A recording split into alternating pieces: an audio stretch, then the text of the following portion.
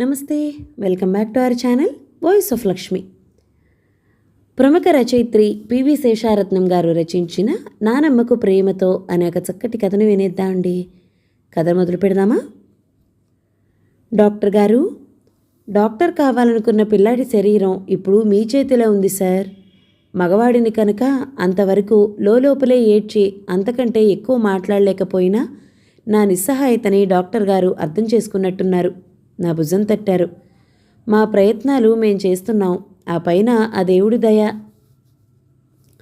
నా భార్య అరుంధతి ఇంకా గుండెలవిసేలా ఏడుస్తూనే ఉంది. స్కూల్కి సంబంధించి ఒకరిద్దరు లేడీ టీచర్లు ఆమెను ఓదార్చేందుకు ప్రయత్నిస్తున్నారు. కానీ ఒక కన్నతల్లి గుండెమంట చల్లార్చే శక్తి ఎవరికి ఉంటుంది? ఆసుపత్రి బయట విద్యార్థుల నినాదాలు వినిపిస్తున్నాయి. స్కూల్ యాజమాన్యం నిరంకుశత్వం నశించాలి, వశిష్ఠకి న్యాయం జరగాలి. ఎందరో మా వశిష్ఠ బ్రతకాలని కోరుకుంటున్నారు. జరిగిన దానికి మానవ హక్కుల సంఘాల వాళ్ళు వారం రోజులుగా పెద్ద ఊరేగింపులు జరుపుతూనే ఉన్నారు. అంతేకాదు, మా వాడి ఈ దుస్థితికి కారణమైన టీచర్లను, స్కూల్ ప్రిన్సిపల్ను పట్టుకుని ఎవరి ఇన్ఫ్లుయెన్స్కి లొంగకుండా శిక్షించాలని కలెక్టర్ ఆఫీస్ ముందు, పోలీస్ స్టేషన్ ముందు కూడా ధర్నాలు చేస్తున్నారు. అయితే అప్పటికే బాగా పండిపోయిన నాకేమీ ఈ వ్యవస్థ మీద నమ్మకం లేదు. ఎందుకంటే 4 రోజులు గొడవలు జరిగినా, సెన్సేషనల్గా ఉన్న చివరికి ఎలాంటి కేసులైనా డబ్బుతో మూతపడిపోతాయి. న్యాయం జరిగేది ఆ నేరస్తుడి కులమత, ఆర్థిక బలాబలాన్ని బట్టే. రోజు పేపర్లలో ఎన్ని చదవటం లేదు. జనం మర్చిపోయేదాకా ఊరుకుని సద్దుమణిగించేస్తున్న ఎన్ని కేసుల గురించి వినటం లేదు. మళ్ళీ శిక్ష పడిందన్న వార్తలెక్కడా? ఏ పేదవాడో అభాగ్యుడో అయితే తప్ప. డబ్బుకి లోకం దాసోహం. వశిష్ఠను చూడకుండా ఉండలేక, ఐసీయూ బయట నుంచి వాణ్ణి చూసి తట్టుకోలేక మా కుటుంబం తలడిల్లిపోతోంది. అసలు నేనేం పాపం చేశానని నాకు ఈ శిక్ష? ఈనాటి కాంపాక్ట్ కుటుంబాల్లాగే నాకు ఒకగానొక కొడుకు, ఒకే ఒక్క కూతురు. కాలు నేల మీద పెట్టనీయకుండా అల్లారు ముద్దుగా పెంచుకుంటున్నాం. వాళ్ల కోసం ప్రాణాలు ఇవ్వడానికి కూడా తల్లిదండ్రులుగా మేము ఎప్పుడూ సిద్ధమే. అసలు వశిష్ఠను, శర్మిష్ఠను ఏణ్ణార్థానికే స్కూల్లో వేసినప్పటి నుంచి నాకెప్పుడు గాబరా గాబరా గాబరా.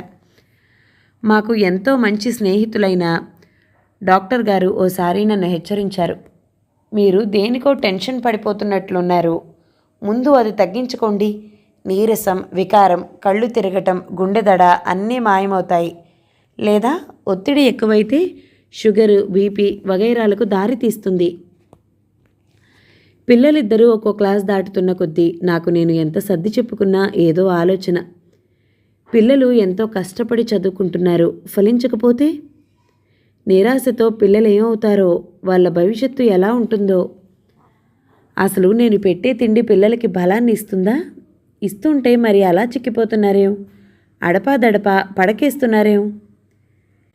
పిల్లలకి అటు స్కూల్లోనూ ఇటు ప్రైవేట్లోనూ 2 రకాల హోంవర్క్లు ఎక్కువే.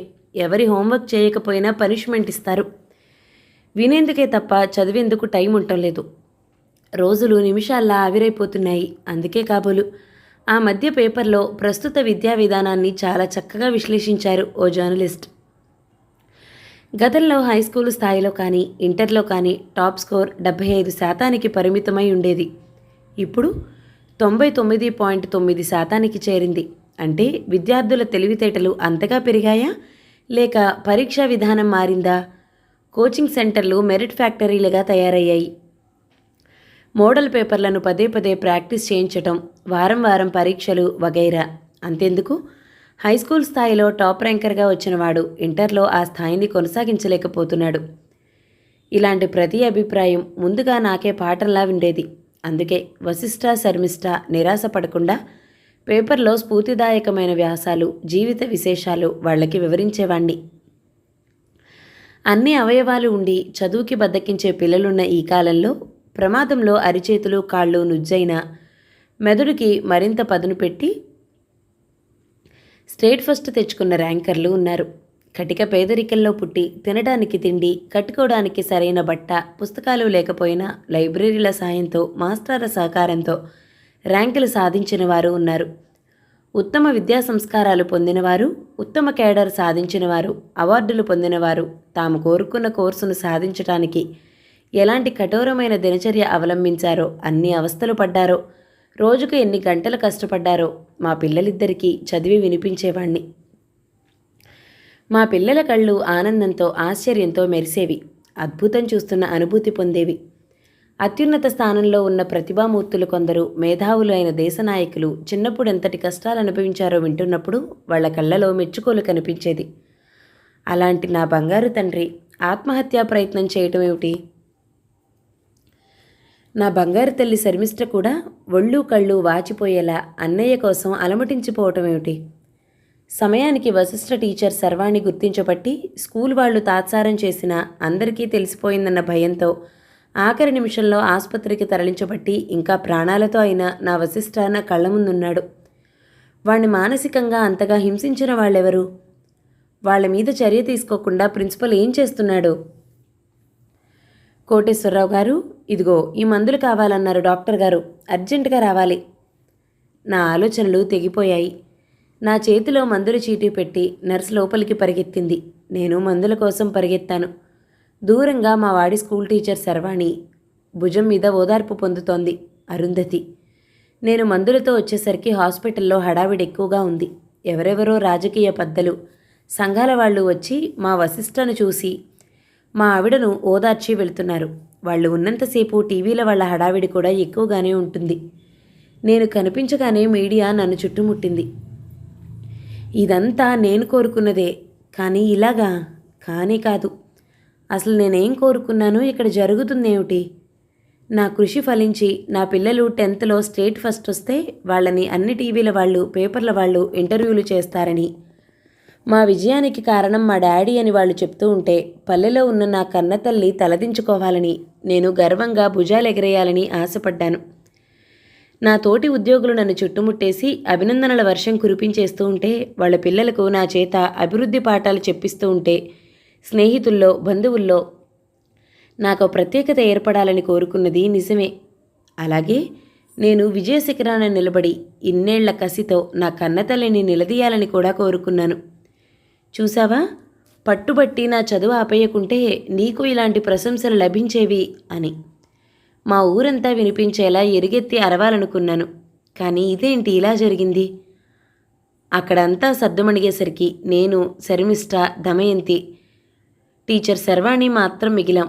కాసేపయ్యాక శర్వాణి అటు ఇటు ఎవరూ లేకుండా చూసి చటుక్కున నా చేతిలో ఓ పుస్తకం, ఓ కాగితం పెట్టింది. కోటేశ్వరరావు గారు, ఇది మీ వశిష్ఠ స్కూల్ బ్యాగ్లో దొరికింది. రహస్యంగా మీకు అందించాలనే ఇంతసేపు ఎదురు చూశాను. శర్వాణి నా చేతిలో పెట్టిన ఉత్తరం వైపు నిర్వికారంగా చూశాను. లోపల నా కొడుకు చావు బ్రతుకుల మధ్య కొట్టుమిట్టాడుతున్నాడు. అది నా కొడుకు వశిష్ఠ ఆత్మహత్య చేసుకోబోయే ముందు రాసిన ఉత్తరం. దానిని విప్పి చదవడానికి నాకు ధైర్యం ఉండదు.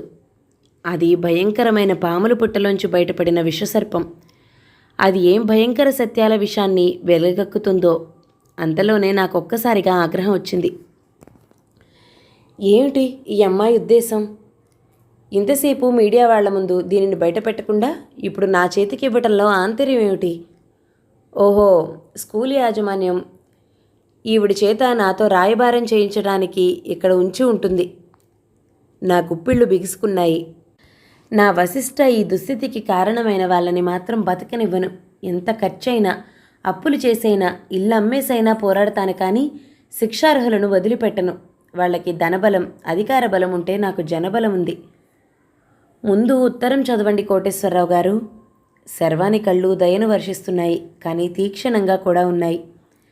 నా చేతులు వణికిపోతుంటే వశిష్ఠ ఉత్తరం చదివి అక్కడే నేను కుప్పకూలిపోయాను. ఎందుకంటే దానిని నేను జీర్ణించుకోలేకపోతున్నాను. 10వ తరగతి పూర్తి కాకుండానే చదువు ఆపేసి స్వయం శక్తితో ఎదిగిన నాకు చదువంటే ఎప్పుడు ఓ ఆకాశహర్షం. అందని ఓ ద్రాక్ష పండే, మధ్యలోనే మెలకు వచ్చేసిన సుందర స్వప్నమే.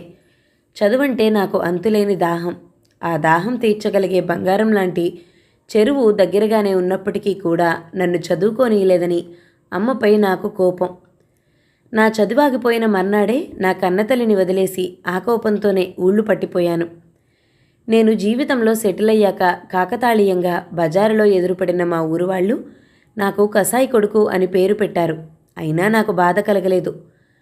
నాన్నకి జబ్బు చేసినప్పుడు కూడా నేను మా ఊరు వెళ్ళలేదు.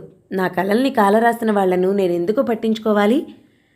అయినా కానీ ఆ ఊళ్ళో కూడా నాకు గుర్తు తెచ్చుకోవాల్సిన మధుర స్వప్నాలు ఏవీ లేవు. నా కోసం ఏడుస్తూ కబురంపిన నా తల్లిదండ్రులకు మధ్యవర్తుల ద్వారానే నేను అదే విషయం స్పష్టం చేశాను. ఆఖరికి నాకు తగిన అమ్మాయిని నేనే వెతుక్కుని నా పెళ్లి కూడా నేనే చేసుకున్నాను. తొలినాడే నా కలలేమిటో అరుంధతికి వివరించాను. ఆనాటి నుండి మేము ఏం తిన్నామో, ఎలాంటి బ్రతుకు బ్రతికామో తెలియకుండానే మా ఇద్దరి పిల్లల్ని చదువుల సరస్వతులను చేసేందుకే జీవితాన్ని ధారపోస్తున్నాం. మా వశిష్ఠ పెన్సిల్ కావాలంటే నేను కలర్ పెన్సిల్స్ కూడా కొనిచ్చాను. శర్మిష్ఠ ఒక్క స్కూల్ డ్రెస్ చాలు డాడీ అంటే నేను వినకుండా 4 డ్రెస్సులు కొనేవాణ్ణి. మేం తినడం కోసం కంటే వాళ్ళిద్దరి చదువు కోసం పెట్టిన ఖర్చు నా తాహతకు మించిందే అయినా నేను ఎన్నడూ బాధపడలేదు.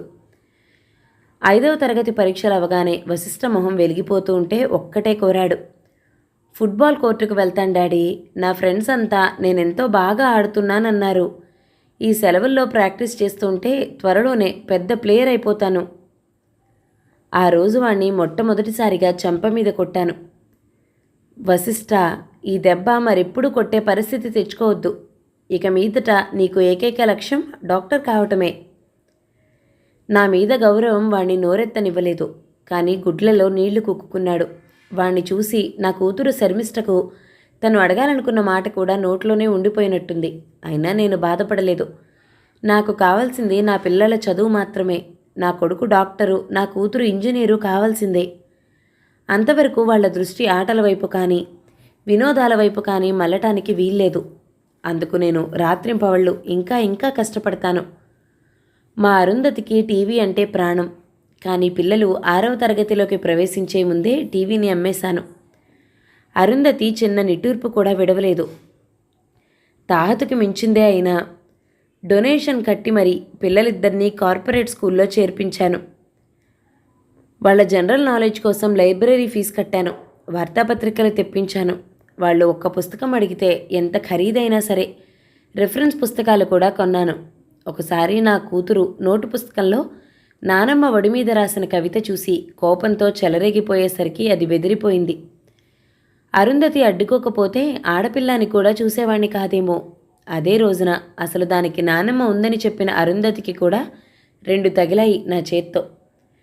మళ్ళీ ఎప్పుడు శర్మిష్ఠ అటువంటి పిచ్చి పనులు చేయలేదు. ఇద్దరు స్కూల్ నుంచి రాగానే పెట్టింది తినటం, చదువుకోవటం, ప్రైవేట్కి వెళ్ళటం, రాత్రి భోజనం తర్వాత చదువుకోవటం, పడుకోవటం, మళ్ళీ తెల్లవారుజామున లేచి చదువుకోవటం. రాత్రి డ్యూటీలు చేసి నేను అలసిపోయినా సరే నేను కూడా వాళ్లతో పాటే తెల్లవారుజామున లేచి వాళ్ళ పక్కనే కూర్చునేవాడిని. వాళ్లకు జాలేసి, డాడీ మేం చదువుకుంటాం కానీ డబుల్ డ్యూటీ కూడా చేసొచ్చారు కదా, పడుకోండి, ఆరోగ్యం పాడవుతుంది అనేవారు. పర్వాలేదమ్మా, అన్నయ్య డాక్టర్ అవుతాడుగా, వాడే చూస్తాడులే. కాకపోయినా ఇంకా ఈ శరీర యంత్రం వీక్ అయితే ఇంజనీర్వి నువ్వున్నావుగా బోల్టులు మార్చడానికి అని నవ్వేవాణ్ణి. నా నవ్వుతో వాళ్ళు నిశ్శబ్దమైపోయేవారు. నేను మంచి మూడ్లో ఉన్నప్పుడు ఒకసారి మాత్రం శర్మిష్ఠ ధైర్యం చేసి అడిగింది, డాడీ మన ఇంట్లో ఒక డాక్టరు, ఒక ఇంజనీరు ఉండాలి అంతేగా? అన్నయ్యకి లెక్కలంటే ఇష్టం, నాకు సైన్స్ అంటే ప్రాణం. మార్చుకుంటాను డాడీ. అదెలా కుదురుతుంది తల్లి? ఒకసారి కన్యాకుమారికి రైలు టికెట్ తీసేశాక కాశ్మీర్ వెళ్ళగలమా చెప్పు? ఆడపిల్లవో చక్కగా ఏ కంప్యూటర్ ఇంజనీరువో అయితే ముద్దుగా ఉంటుందమ్మా. అన్నయ్య మెడలో స్టెత్ వేసుకుని వెళ్తూ ఉంటే, పేషెంట్లు దండాలు పెడుతూ ఉంటే, ఆసుపత్రిలో వాడు రౌండ్లు వేస్తుంటే ఎంత దర్జాగా ఉంటుందో ఊహించుకో మరి. ఏం అరుంధతి, నేను చెప్పింది రైటేనా? అరుంధతి ఏదో అనబోయి నా ముఖం చూసి ఆగిపోయింది. అది నేను పెద్దగా పట్టించుకోలేదు. అబ్బే, ఎంతైనా నువ్వే డాడీ అని తేలికగా నవ్వేసింది శర్మిష్ఠ. అప్పటి నుంచి ఇద్దరికీ సైన్స్లోనూ లెక్కల్లోనూ ఇంకో గంట ట్యూషన్ పొడిగించాను. ఇద్దరూ 9th 10thలోకి వచ్చారు. ఆ సెలవుల్లో అరుంధతి చేత టైం ప్రకారం వాళ్ళకి మరింత పోషకాలతో కూడిన వంటకాలు చేయించాను. బీరువాల నిండా బిస్కెట్లు, ఫ్రిడ్జ్లో పండ్లకు కొదవే లేదు. ఇద్దరూ కాస్త ఒళ్ళు చేశారు కూడా. నేను అదే మాట అంటే అరుంధతి నా బిడ్డలకు మీదిష్టే తగిలేలా ఉంది సుమండి అంది. నా ఎదుటే ఇద్దరికీ దిష్టి తీస్తూ ఉంటే తల్లి దృష్టి భూదేవి దృష్టి తగలకూడదు కానీ తండ్రి దృష్టి అనలేదుగా మన పెద్దవాళ్ళు అన్నాను. అంతా మనసారా నవ్వుకున్నాం. నా ధోరణి, నా మనసు నా పిల్లలకు బాగానే అర్థమైపోయింది. ఆ ఏడాది వశిష్ఠను హాస్టల్లో వేసేశాను. వచ్చే ఏడాది శర్మిష్ఠను వేస్తాను. ఎంత కాదనుకున్నా వయసు వస్తుంది కదా, వాళ్ళకి ఇంట్లో ఉంటే దృష్టి మళ్లించే ఆటంకాలు ఎన్నో ఎదురై చదువుకుంటూ పడచ్చు. మళ్ళీ అరుంధతి కళ్ళలో ఏదో బాధ, అయినా నోరు విప్పలేదు. కోటీశ్వరరావు గారు, ఒక తండ్రిగా మీ పిల్లల కోసం మీరు ఎంతో చేశారని అనుకోవచ్చు. ఆ నిశీదిలో ఆసుపత్రి ఆవరణలోని చెట్టు కింద బెంచీల మీద కూర్చున్న మేమంతా నీడల్లా ఉన్నాం. శర్వాణి కంఠం మృదువుగా వినిపిస్తుంది. బ్రతుకు తెరువు కోసం ఈ కార్పొరేట్ స్కూల్లో మనసు చంపుకుని పనిచేస్తున్న నేను నిజానికి మానసిక శాస్త్రం చదువుకున్నాను రావు గారు. మీ తల్లిదండ్రులు పిల్లల్ని ఏ సాఫ్ట్వేర్ ఇంజనీరో డాక్టరో కావాలని కోరుకున్నారు తప్ప కవి కావాలనో సత్యాన్వేషి కావాలనో అగాధ జీవిత రహస్యాలను అన్వేషించే తపస్సారి కావాలనో కోరుకోవటం లేదు. ఇంకా చెప్పాలంటే మీరు మీ జీవితంలో ఏ భౌతిక విజయాలు సాధించలేకపోయారో ఆ విజయాలని మీ పిల్లలు సాధించాలని కోరుకుంటున్నారు. తల్లిదండ్రులుగా ఆ ఆకాంక్షలు ఎంత మూర్ఖంగా ఉన్నా తప్పుపట్టలేకపోయారు. మీ సామాజిక పాత్రలో సంఘానికి ఇస్తున్నదేమిటి? మీ పిల్లల విషయంలో తల్లిదండ్రులు వ్యక్తులుగానే కాక సంఘంగా కూడా బాధ్యతారహితంగా వ్యవహరిస్తున్నారని ఆలోచిస్తే మీకే అర్థమవుతుంది. తల్లిదండ్రులు ఎంత ఆరాటపడినా, ఎంత డబ్బు గుప్పించినా, ఎంత శిక్షణ ఇచ్చినా అది 20% మాత్రమే పనిచేస్తుంది. సహజంగా పిల్లల్లో ఉండే తెలివితేటలు, చుట్టూ వాతావరణం, వాళ్ళ ఆసక్తి, ఆ తర్వాత కృషి మరికొంత శాతం మార్కులు తెస్తాయి. ఇది గుర్తించని మీలాంటి తల్లిదండ్రులు అన్ని సదుపాయాలు ఉన్న ఫలానా పెద్ద స్కూల్లో వేస్తే 100% మార్కులు వచ్చేస్తాయని భ్రమపడతారు. ప్రస్తుత విద్యార్థి ఇటు తల్లిదండ్రులకు, అటు విద్యాసంస్థలకు, ఇంకోవైపు ఉపాధ్యాయులకు అందరికీ లక్ష్యం అయిపోయాడు. అంతే తప్ప విద్యార్థికి తన ఇష్టం, అభిరుచి అనే పదాలకు ప్రాధాన్యం లేకుండా పోయింది. వశిష్ఠను నేను చాలా దగ్గరగా పరిశీలించాను. మీ వాడికి సైన్స్ అంటే అస్సలు ఇష్టం లేదు. కేవలం మీకోసమే, మీ భయంతోనే చదువుతున్నాడు. ఇష్టం లేనిది ఎప్పుడూ కష్టమే. మరోవైపు కార్పొరేట్ వాళ్లకు సంస్థ రేటింగులతోనే తప్ప విద్యార్థుల మనస్సులతో పని లేదు. ఎంట్రన్స్ పాస్ అవ్వాలంటే కఠిన నియమాలు పాటించాల్సిందే. క్షణం కూడా బుర్రెత్తడానికి వీల్లేదు. సమయం వృధా చేస్తే అవమానకరమైన మాటలతో కుళ్ళబుడి చేస్తారు. వాళ్ళకి కావలసిందల్లా ఎక్కువ మంది సెలెక్ట్ కావటం, డబ్బు, కీర్తి. అందుకే వశిష్ఠ బాగా నలిగిపోయాడు. ముందుకెళ్ళడానికి అవకాశం లేదు. వెనక్కి వెళితే మీరు. వాడికి ఎక్కడా ఓదార్పు దొరకలేదు. ఓదార్పు దొరికే నానమ్మ దగ్గరకు మీరు వెళ్ళనివ్వలేదు. శర్వాణి ఊపిరి తీసుకునేందుకు ఒక క్షణం ఆగింది. ఆమె మాటల్లోని మా అమ్మ ప్రస్తావనకు నేను ఉలిక్కిపడ్డాను. అప్పుడు, అవును రావు గారు, మీకు తెలుసో తెలియదో కానీ వశిష్ఠకి చిన్నప్పటి నుంచి నానమ్మ అంటే ఎంత ఇష్టమో వాడి పుస్తకంలో రాసుకున్నాడు. మీ బాల్యంలో మీ అన్నయ్య దూరపు ఊళ్ళో చదువుతున్నప్పుడు ఫుట్బాల్ ఆడుతూ బలంగా తలకి దెబ్బ తగిలి చనిపోయిన కారణంగానే మిమ్మల్ని కూడా చదువు పేరుతో పోగొట్టుకోలేక మీ అమ్మగారు అంటే తన నానమ్మ మిమ్మల్ని చదివించలేదు తప్ప మీ మీద ప్రేమ లేక కాదని ఆవిడ ఏడుస్తూ చెప్పిన విషయాలు కూడా రాసుకున్నాడు. మీ భయంతో మీరు ఇంట్లో లేనప్పుడు మీ అమ్మగారు చాటుగా వచ్చి మనవల్ని చూసి వెళ్ళేవారని, ఆవిడంటే మీకు కోపమని ఎంత కుమిలిపోయాడో ఇదిగో తన డైరీ చదివితే మీకే అర్థమవుతుంది. అన్ని విధాలా నిస్సహాయులైపోయిన వశిష్ఠ వంటి కుర్రాళ్ళు అనుకున్నది దొరక్కపోతే చావే దిక్కని భ్రమలో పడిపోతారు. ఎక్కడా సరైన కౌన్సిలింగ్ ఇచ్చేవారు లేకపోవటం, ఓదార్పు, ధైర్యం చెప్పేవాళ్లు కరువవటం, తీవ్రమైన ఒత్తిడి, ఇలా ఆత్మహత్యను ప్రేరేపించే కారణాలు ఎన్నో. నిజంగా ఒక తండ్రిగా మీరు మీ పిల్లల్ని ప్రేమిస్తున్నారా, లేక మిమ్మల్ని మీరే ప్రేమించుకుంటున్నారా? మమకారం వేరు, ప్రేమించటం వేరు. మీ పిల్లల్ని మీ నమూనాలుగా తీర్చిదిద్దడానికి ప్రయత్నించటం అంటే ఎప్పటికీ దాన్ని ప్రేమ అనరు. పిల్లలు మానసికంగా స్వేచ్ఛాపరులు కావాలని కోరుకోవటమే నిజమైన ప్రేమ అనిపించుకుంటుంది. జీవితంలో చదువు అంటే ఏదో ముక్కును పెట్టుకుని పోవటం కానే కాదు. జీవితంలో ఎదురయ్యే కష్టసుఖాలు ఎదుర్కోవటం, పదుగురితో కలిసిపోయేలా మాట్లాడటం, ఇవే బ్రతుకు తెరువుకు ఎంతో ఉపయోగపడతాయి. ఎంతసేపు మూగగా చదువుకుపోయేవాళ్ళు తమ బాధ కానీ సంతోషం కానీ స్వేచ్ఛగా ఇతరులతో పంచుకోలేకపోతున్నారు. జీవన విధానంలో ఇదే లోపంగా మారింది. భవిష్యత్తుకు అవరోధమవుతుంది. ఇంకా మీ వశిష్ఠ విషయంలో శిక్షార్హులెవరో మీరే నిర్ణయించుకోండి. ఆ తర్వాత శర్వాణి మమ్మల్ని ఆ నిశీధిలో వదిలి నిష్క్రమించింది. అరుంధతి ఆ రాత్రి బెంచి మీద శర్మిష్ఠ వడిలో పడుకుని ఏడుస్తూనే ఉంది. దూరంగా తలపై ముసుగు కప్పుకున్న ఓ వృద్ధ స్త్రీమూర్తి అడుగులు తడబడుతూ ఉండగా మా వైపు నడిచి రావటం గమనించి బావురుమన్నాను. చిన్నప్పుడే పోలియో బారిన పడిన మా అమ్మ నడకను ఇన్నేళ్ల తర్వాతైనా నేను గుర్తించగలను. నా కొడుకు ఉత్తరం నా మనసును ఊచకోత కోసేస్తుంటే అమ్మ వడిలో పడుకుని బావురుమన్నాను. ప్రియమైన నానమ్మ, నువ్వంటే నాకు ఎంతెంతో ఇష్టం. నీతో ఎన్నో చెప్పుకోవాలని తప్పించిపోతున్నాను. కానీ నానమ్మ, ఈ చదువు నా వల్ల కావటం లేదు. స్కూల్లో అవమానాలు తట్టుకోలేకపోతున్నాను. డాడీకి నా బాధ అర్థం కాదు. అర్థమైన అమ్మ ఏమీ చేయలేదు. అందుకే పోతున్నాను. చచ్చిపోయే ముందు ఒక్కసారి ఎలాగైనా నన్నెంతో లాలించే నీ ఒడిలో తలపెట్టుకుని కరువు తీరా ఏడవాలనిపిస్తుంది నానమ్మ. నాకు ఈ జన్మకి ఆ అదృష్టం ఉందనుకోను. పాపం చెల్లి. ప్రేమతో వశిష్ఠ. కాలం పాదరసం లాంటిది, పట్టుకునేలోగా జారిపోతుంది. అయితే నిన్న మొన్నటి జ్ఞాపకాలు నేడు అనుభవాలవుతూ, నేటి అనుభవాలు భవిష్యత్తుకి మార్గాలు వేస్తూ నిరంతరం తరం అలా సాగిపోతూ ఉంటేనే జీవితాలకి అర్థము పరమార్థమును. ఈ కసురుకోవటాలు ఓదార్పులు అర్థం చేసుకుని అన్నీ మర్చిపోవటాలు.